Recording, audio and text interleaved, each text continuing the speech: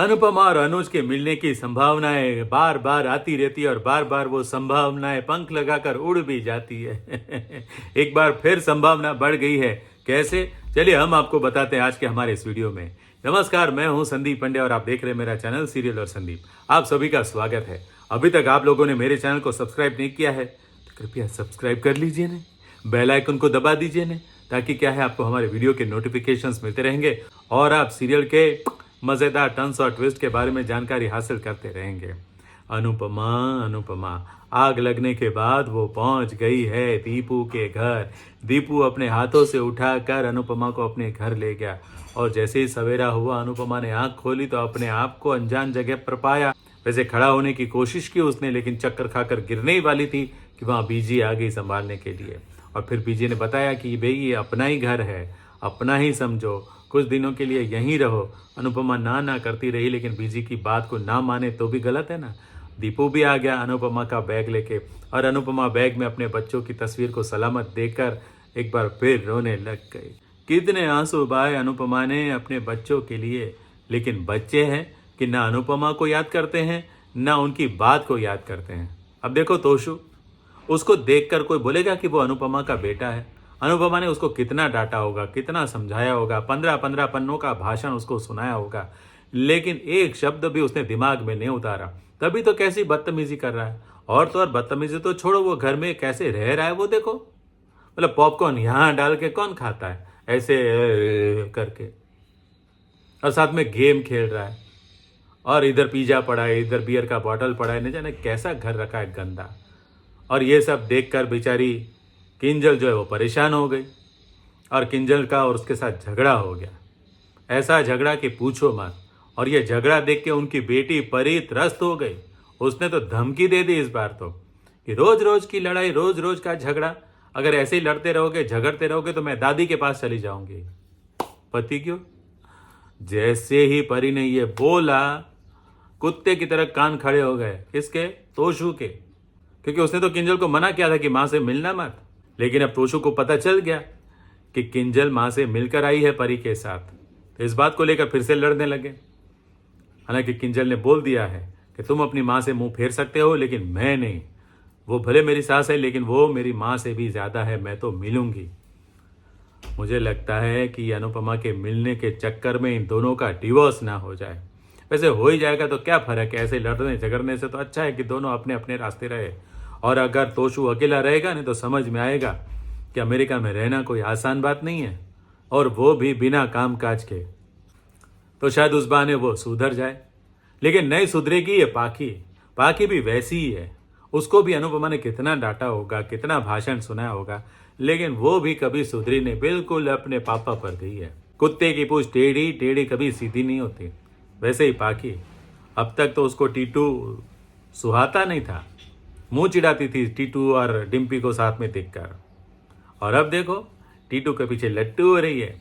टीटू को रोकना चाहती है, टीटू जा रहा है तो। क्यों?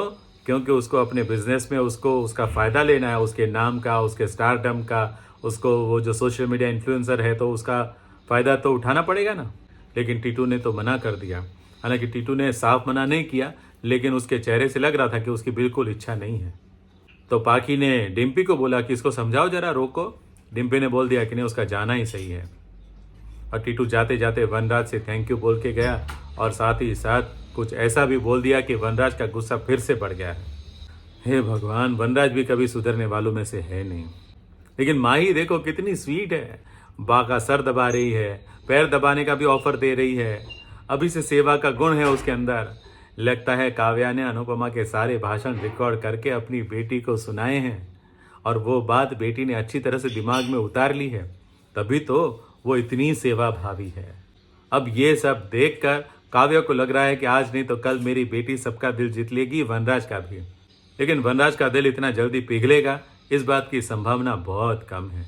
लेकिन हाँ, संभावना बढ़ गई है एक बार फिर से अनुज और अनुपमा की मुलाकात की। वैसे तो इस बार भी अगर मुलाकात की संभावना होगी तो आद्या हमेशा की तरह कुछ ना कुछ तो ऐसा करेगी कि अनुपमा और अनुज मिल ना पाए।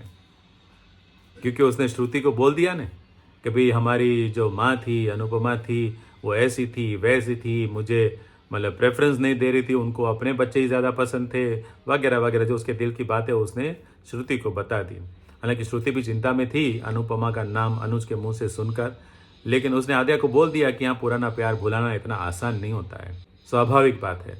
तो अब एक फूड फेस्टिवल होने वाला है और ये फेस्टिवल का आयोजन कर रहे हैं अनुज एंड कंपनी, और वहाँ पर स्पाइस एंड चटनी भी हिस्सा लेने वाली थी, लेकिन दीपू ने बोल दिया कि अभी रेस्टोरेंट में आग लगी है तो हम लोग नहीं ले पाएंगे। लेकिन अनुपमा ने बोला नहीं नहीं आप हाँ बोल दो, हम लोग कर देंगे फटाफट। अब वो तो माहिर है इन सब चीज़ों में।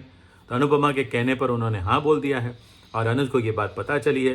तो अनुज के मन में एक बार फिर उम्मीद जागी है कि चलो इस बहाने में जोशी बहन से मिलूंगा। लेकिन एक बार फिर गरम गरम तेल गिरा है किसके पेट में? आद्या के पेट में। हाँ, आद्या को फिर से डर लगने लगा है। तो आद्या को डर लगने लगा है कि कहीं इस बार अनुपमा और मेरे पाप्स आमने सामने ना आ जाए। तो बस फिर क्या है, वो भी कुछ ना कुछ तो ऐसा करेगी।